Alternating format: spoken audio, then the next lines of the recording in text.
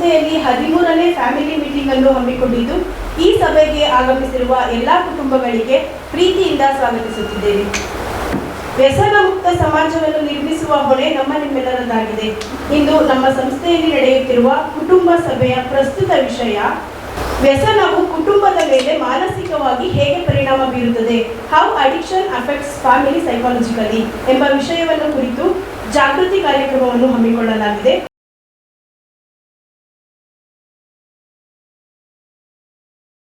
ಎಲ್ಲ ಕುಟುಂಬಗಳಿಗೂ ಹಾಗೂ ಹಿರಿಯ ಕೌನ್ಸಿಲರ್ ಚೀಫ್ ಕೌನ್ಸಿಲರ್ ಸಂಪಂಗಯ್ಯ ಸರ್ ಅವರಿಗೂ ನಮ್ಮ ಸಂಸ್ಥೆಯ ಪರವಾಗಿ ಹಾಗೂ ನನ್ನ ವೈಯಕ್ತಿಕವಾಗಿ ಪ್ರೀತಿಯ ಸ್ವಾಗತ.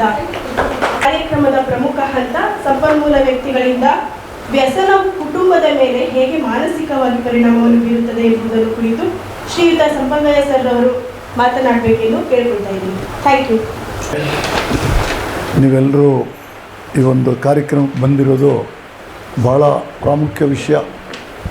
ಯಾಕೆಂದರೆ ನಮ್ಮ ಮನೆಯಲ್ಲಿ ಒಬ್ಬರು ಮಾದಕ ಮದ್ಯ ವ್ಯಸನಿ ಅಂತ ಕರಿತೀವಿ ನಾವು, ಅಥವಾ ಕೆಮಿಕಲ್ ಅಡಿಕ್ಟ್ ಅಂತ ಕರಿತೀವಿ. ಲೋಕಲ್ ಭಾಷೆಯಲ್ಲಿ ಕುಡುಕರು, ಡ್ರಗ್ಸ್ ತಗೊಳ್ಳೋರು ಅಂತ ಕರಿತೀವಿ. ನಮ್ಮ ಮನೆಯಲ್ಲಿ ಯಾರಾದರೂ ಒಬ್ಬರು ಕುಡುಕರಿದ್ದರೆ ಅಥವಾ ಒಬ್ಬ ಡ್ರಗ್ ಅಡಿಕ್ಟ್ ಇದ್ದರೆ ಆ ಮನೆ ಯಾವ ಥರ ಕಷ್ಟಪಡುತ್ತೆ, ಯಾವ ಥರ ದುಃಖಕ್ಕೀಡಾಗುತ್ತೆ, ಯಾವ ಥರ ನೋವು ತಿನ್ನುತ್ತೆ, ನಿಮಗೆಲ್ಲ ಸಾಕಷ್ಟು ಅನುಭವ ಆಗಿದೆ. ಅದು ಬರೀ ನೋವು ಅಷ್ಟೇ ಅಲ್ಲ, ನಾವು ಮಾನಸಿಕವಾಗಿ, ದೈಹಿಕವಾಗಿ, ಆಧ್ಯಾತ್ಮಿಕವಾಗಿ ನಮಗೆ ಏರುಪೇರಾಗಿರುತ್ತೆ, ಗೊತ್ತಾಗೋದಿಲ್ಲ ನಮಗೆ. ಮೂಡ್ ಆಲ್ಟ್ರಿಂಗ್ ಸಬ್ಸ್ಟೆನ್ಸಸ್ ಅಂತ ಕರಿತೀವಿ. ನೀವು ಡ್ರಿಂಕ್ಸ್ ಹಿಡ್ಕೊಂಡ್ರು ಒಂದೇ, ಡ್ರಗ್ಸ್ ಹಿಡ್ಕೊಂಡ್ರು ಒಂದೇ. ಮತಿ ಕೆಡಿಸುವ ರಾಸಾಯನಿಕ ವಸ್ತುಗಳು ಹಿಡ್ಕೊಂಡ ಮೇಲೆ ಕೇಳ್ತಾಳೋಡು, ಏನು ರೀ ಸ್ಮೆಲ್ ಬರ್ತಾಯಿದೆ, ಅಯ್ಯೋ ಫ್ರೆಂಡ್ಸ್ ಎಲ್ಲ ಫೋರ್ಸ್ ಮಾಡಿದ್ರು ಕಣೆ, ಒಂದು ಗ್ಲಾಸ್ ಬೀರು ಕೊಡ್ದುಬಿಟ್ಟೆ. ನಿಮ್ಮ ಮನೇಲಿ ಯಾವ ಥರ ಶುರುವಾಯಿತು ನಿಮಗೆ ಗೊತ್ತಿದೆ. ನಾನು ಅದನ್ನೊಂದು ಸ್ವಲ್ಪ ಹಿಂದಕ್ಕೆ ನೋಡೋದಕ್ಕೆ ನಿಮ್ಮ ಮುಂದೆ ಇಡ್ತಾ ಇದ್ದೀನಿ. ಇಲ್ಲ ರೀ, ಬೇಡ ರೀ, ತಪ್ಪು, ಇದು ಮಾಡಬೇಡಿ. ಆಯಿತು ಕಣೆ, ಬೇಡ, ಬಿಟ್ಬಿಡ್ತೀನಿ, ಇನ್ಮೇಲೆ ಕುಡಿಯೋದಿಲ್ಲ. ಅವನು ಹೇಳ್ತಾ ಇರೋದು ಸುಳ್ಳ ಅಥವಾ ನಿಜನಾ? ನಿಜ, 100ಕ್ಕೆ 100 ನಿಜ. ಅವನು ಹೆಂಡ್ತಿನೂ ಪ್ರೀತಿಸ್ತಾನೆ, ಮಗುನೂ ಪ್ರೀತಿಸ್ತಾನೆ, ಒಪ್ಕೊಳ್ತಾನೆ, ಅಲ್ಲಿ ಒಪ್ಕೊಳ್ತಾನೆ. ಬಟ್ ಆದರೆ ಕುಡಿಯಲ್ಲ. ತಿರುಗಿ 3-4 ಶುರುವಿನಲ್ಲಿ 3-4 ತಿಂಗಳು ಕುಡಿಯಲ್ಲ ಅವನು. ಮತ್ತು ಯಾರೋ ಫ್ರೆಂಡ್ಸಲ್ಲಿ ಪಾರ್ಟಿ ಅಂತ ಕರೆದಾಗ ಹೋಗ್ಬಿಡ್ತಾನೆ.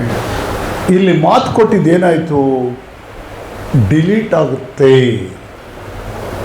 ಹೆಂಡ್ತಿಗೆ ಮಾತು ಕೊಟ್ಟಿದ್ದೀನಿ, ನನಗೊಂದು ಮಗು ಇದೆ, ನಾನು ಕುಡಿಯಲ್ಲ ಅಂತೇಳಿದ ಮಾತು ಸ್ಟಾರ್ಟಿಂಗಲ್ಲೇ ಡಿಲೀಟ್ ಆಗುತ್ತೆ.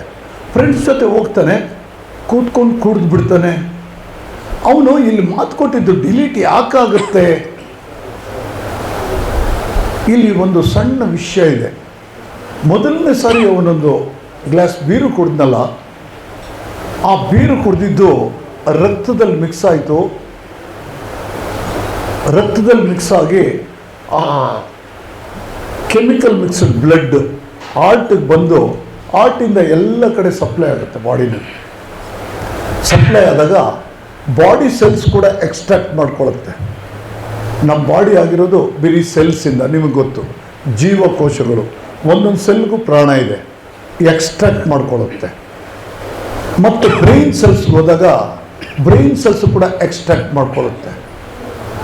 ಇಲ್ಲಿ ಬಾಡಿ ಸೆಲ್ಸ್ ಎಕ್ಸ್ಟ್ರಾಕ್ಟ್ ಮಾಡ್ಕೊಂಡಿದ್ದ ರಿಸಲ್ಟ್ ಏನಾಗುತ್ತೆ ಅಂದರೆ ರಿಲ್ಯಾಕ್ಸೇಷನ್ ಸಿಗುತ್ತೆ. ಬ್ರೈನ್ ಸೆಲ್ಸ್ ಎಕ್ಸ್ಟ್ರಾಕ್ಟ್ ಮಾಡ್ಕೊಂಡಾಗ ಏನಾಗುತ್ತೆ, ಸ್ಲೋವಾಗಿ ಕಾನ್ಷಿಯಸ್ ತಪ್ಪುತ್ತೆ, ಸ್ಲೋವಾಗಿ ಸೆಮಿ ಕಾನ್ಷಿಯಸ್ಗೆ ಹೋಗ್ತಾನೆ. ಒಂದು ಉಲ್ಲಾಸ ಶುರು ಆಗುತ್ತೆ ಅವನಲ್ಲಿ. ಮನುಷ್ಯನಿಗೆ ಕಾನ್ಷಿಯಸ್ನಲ್ಲಿರುವಾಗಲೇ ರೆಸ್ಪಾನ್ಸಿಬಿಲಿಟೀಸ್ ಇರೋದು, ಸಬ್ಕಾನ್ಷಿಯಸ್ಸಲ್ಲಿ ರೆಸ್ಪಾನ್ಸಿಬಿಲಿಟೀಸ್ ಇರೋದಿಲ್ಲ. ಒಂದು ಉಲ್ಲಾಸ, ಆನಂದ, ತೃಪ್ತಿ ಸಿಗುತ್ತೆ. ಆ ತೃಪ್ತಿ ರೆಕಾರ್ಡ್ ಆಗುತ್ತೆ ತಲೆಯಲ್ಲಿ, ಸಬ್ಕಾನ್ಷಿಯಸ್ಸಲ್ಲಿ ರೆಕಾರ್ಡ್ ಆಗಿ ಸ್ನೇಹಿತರು ಕರೆದಾಗ ಅವನು ಮಾತು ಕೊಟ್ಟಿದ್ದಾನೆ ಹೆಂಡ್ತಿಗೆ, ಹೆಂಡ್ತಿನ ಪ್ರೀತಿಸ್ತಾನೆ, ಮಗು ಇದೆ, ಮಗುನ ಪ್ರೀತಿಸ್ತಾನೆ, ನಾನು ಕುಡಿಯೋದಿಲ್ಲ ಅಂತ ಹೇಳಿದ್ದಾನೆ. ಆದರೆ ಆ ಮೂಮೆಂಟಲ್ಲಿ ಅದು ಡಿಲೀಟ್ ಆಗಿ ಹೋಗುತ್ತೆ. ಆ ಒಂದು ಏನು ಅವನಿಗೆ ಖುಷಿ ಸಿಕ್ತು, ಆ ಏನದು ಆ ಸಬ್ಕಾನ್ಷಿಯಸ್ ಆ್ಯಕ್ಷನ್ನು ಸಿಕ್ತು, ಅದು ಬೇಕು ಅಂತ ಆ ಅನ್ಕಾನ್ಷಿಯಸ್ಸಿಂದ ಒಂದು ಫೋರ್ಸ್ ಬರುತ್ತೆ ಅವನಿಗೆ, ಆ ಮಜಾ ಬೇಕು ಅನಿಸುತ್ತೆ. ಇಲ್ಲಿ ಹೆಂಡತಿಗೆ ಮಾತು ಕೊಟ್ಟಿದ್ದು ಡಿಲೀಟ್ ಆಗೋಗುತ್ತೆ, ಪಾರ್ಟಿಗೆ ಹೊಟ್ಟೋಗ್ತಾನೆ, ಕುಡ್ಕೊಂಡು ಬರ್ತಾನೆ. ಕುಡ್ಕೊಂಡು ಎರಡನೇ ಸಾರಿ ಬಂದಾಗ, I am talking about very clearly, second time ಲೈಫಲ್ಲಿ ನೀವು ಫೇಸ್ ಮಾಡಿದಂಥ ಸಿಚುಯೇಷನ್, ಎರಡನೇ ಸಾರಿ ಬಂದಾಗ, ಏನ್ರಿ ಇದು ಮತ್ತೆ ಕುಡ್ಕೊಂಡ್ಬಂದಿದ್ದೀರಾ ಅಂದಾಗ, ಅಯ್ಯೋ ನಾನು ಕುಡಿಬಾರ್ದು ಅಂತ ತೀರ್ಮಾನ ಮಾಡಿದ್ದೆ, ಫ್ರೆಂಡ್ಸ್ ಎಲ್ಲ ಫೋರ್ಸ್ ಮಾಡಿಬಿಟ್ರು, ಅದಕ್ಕೋಸ್ಕರ ಕುಡಿದ್ಬಿಟ್ಟೆ. ಇವನು ಕುಡಿಯೋದಕ್ಕೆ ಸಬ್ಕಾನ್ಷಿಯಸ್ಸಲ್ಲಿ ಇಷ್ಟ ಇತ್ತು, ಅದಕ್ಕೆ ಸುಳ್ಳು ಸ್ಟಾರ್ಟ್ ಆಯಿತು.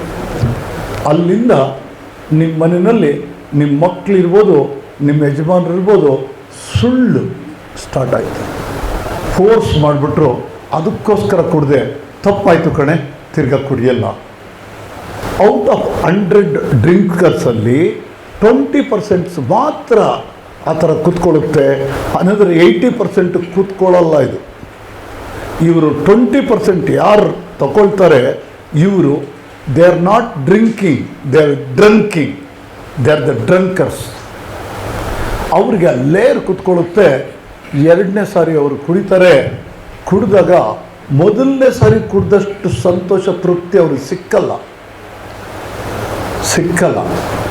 ಆಗ ಒಂಥರ ಮೊಂಪರ ಕೂತಿರ್ತಾರೆ. ಸ್ನೇಹಿತರು ಕೇಳ್ತಾರೆ, ಏನೋ ಗೂಬೆ ಥರ ಕೂತ್ಕೊಂಡಿದೆಯಾ, ಕುಡಿಲಿಲ್ವಾ?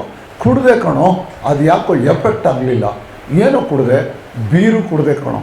ಏಯ್, ಅದು ಹೆಣ್ಮಕ್ಳು ಕುಡಿಯೋರು, ಸ್ವಲ್ಪ ಬ್ರ್ಯಾಂಡಿ ಹಾಕ್ಕೊಳ್ಳೋ. ಸ್ವಲ್ಪ ಬ್ರ್ಯಾಂಡಿ ಹಾಕ್ಕೊಂಡ್ರೆ ಆಗ ಅವನಿಗೆ ರಿಯಲ್ಲ ಕೆಲಸ ಮಾಡುತ್ತೆ.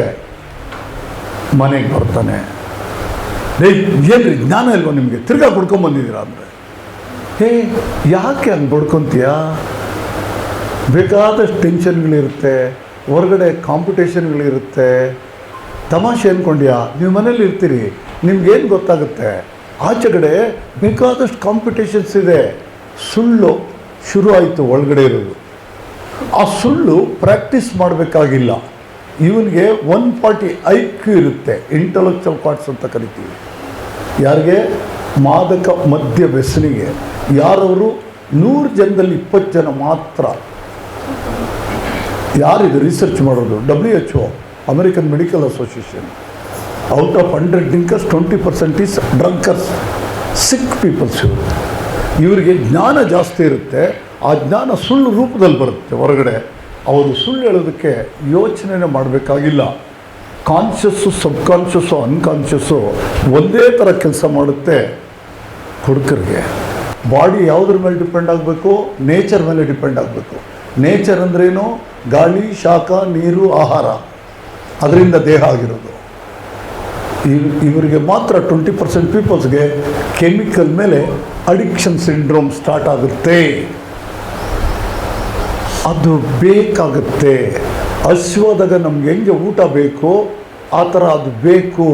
ಇಲ್ದಿದ್ರೆ ಬಾಡಿ ಫಂಕ್ಷನ್ ಆಗಲ್ಲ, ನಾರ್ಮಲಾಗಿ ಫಂಕ್ಷನ್ ಆಗಲ್ಲ. ಕುಡ್ತಾ ಬಿಡಿಸೋದಾ ಅಥವಾ ಬಿಡೋದನ್ನು ಹೇಳ್ಕೊಡೋದಾ? ಕುಡ್ತಾ ಬಿಡಿಸೋದಾ ಅಥವಾ ಹೆಂಗೆ ಬಿಡಬೇಕಂತ ಹೇಳ್ಕೊಡೋದಾ?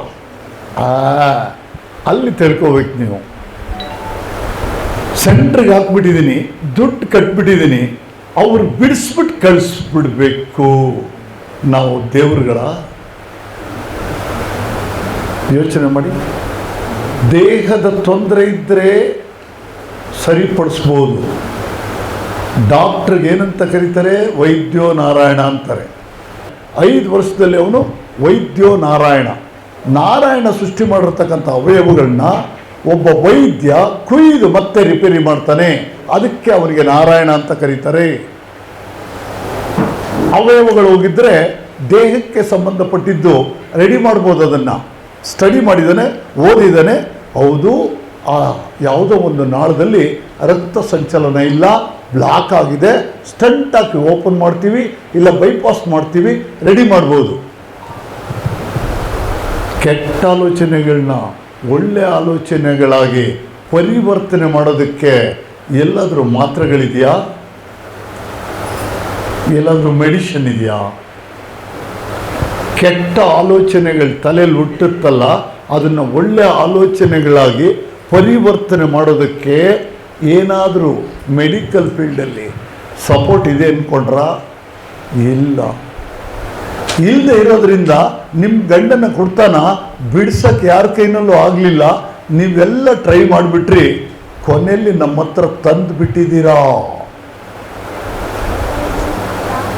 ನಾವು ಬಿಡಿಸ್ತೀವಿ ಅಂತ ಹೇಳ್ತಾ ಇದ್ದೀವಿ, ನಂಬಿಕೆ ಇಡಬೇಕಷ್ಟೇ. ಬಿಡಿಸ್ತೀವಿ, ನಾವು ಹೇಳ್ದಂಗೆ ನೀವು ಕೇಳಿದ್ರೆ, ನೀವು ನಾವು ಸೇರಿಕೊಂಡ್ರೆ ಮಾತ್ರ ಬಿಡಿಸೋಕ್ಕೆ ಸಾಧ್ಯ. ನಾವೊಬ್ಬರು ಬಿಡಿಸೋಕ್ಕಾಗಲ್ಲ. ಶಕ್ತಿ ಬೇಕು. ದೇಹ ಆರೋಗ್ಯವಾಗಿದ್ದರೆ ಮಾತ್ರ ಮನಸ್ಸನ್ನು ಹಿಡಿಯೋಕ್ಕೆ ಸಾಧ್ಯ. ದೇಹ ಮನಸ್ಸು ಎರಡು ಇದ್ದರೆ ಮಾತ್ರ ಕೂತ್ಕೊಳ್ಳೋಕ್ಕೆ ಸಾಧ್ಯ. ಇವನು ಯಾರ ಮಾತು ಕೇಳದೇ ಇರೋರನ್ನ ನಾವು ಕೂಡಿಸಿ ಎಕ್ಸಸೈಸ್ ಮಾಡಿಸಿ, ಯೋಗ ಮಾಡಿಸಿ, ಮೆಡಿಟೇಷನ್ ಮಾಡಿಸಿ, ವಾಕಿಂಗ್ ಮಾಡಿಸ್ಬೇಕು. ಫ್ಯಾಮಿಲಿ ಮೀಟಿಂಗ್ ಇದೆ, ನಂಬರ್ ಕೇಳಿದ್ರೆ ಮೆಂಬರ್ ಕೊಡ್ತೀವಿ ನಾವು. ಆ ಮೀಟಿಂಗ್ಸ್ ಅಟೆಂಡ್ ಮಾಡಿದ್ರೆ ಮೈಂಡ್ ನಮಗೆ ಕ್ಲಿಯರ್ ಆಗುತ್ತೆ. ನಾವು ನಮ್ಮ ಯಜಮಾನ್ರು ಡಿಸ್ಚಾರ್ಜ್ ಆದಮೇಲೆ, ನಮ್ಮ ಮಗ ಡಿಸ್ಚಾರ್ಜ್ ಆದಮೇಲೆ 1 ವರ್ಷ ನಾವು ಡಿಸ್ಚಾರ್ಜ್ ಮಾಡಿ ಕಳಿಸಿದ ಮೇಲೆ 1 ವರ್ಷ ನಾವು ಟಚ್ಚಲ್ಲಿ ಇರಬೇಕು. ನೀವು ನಮಗೆ ಮೆಸೇಜ್ ಕೊಡ್ತಾ ಇರಬೇಕು.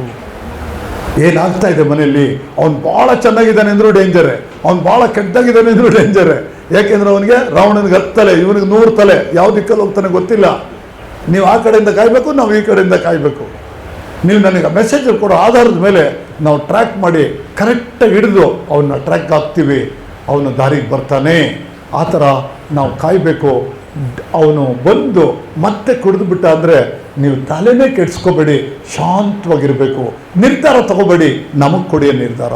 ನಮಗೆ ಹೆಣ್ಮಕ್ಳು ಅವಾಗಲೂ ರೆಡಿಯಾಗಿರ್ತಾರೆ. ಫೋನ್ ಮಾಡಿ ಅವ್ರ ಹತ್ರ ಟ್ರ್ಯಾಕ್ ಮಾಡಿ ಮಾತಾಡ್ತಾ ಇರಿ, ಅವ್ರು ನಿಮ್ಮನ್ನು ರೆಡಿ ಮಾಡ್ತಾರೆ.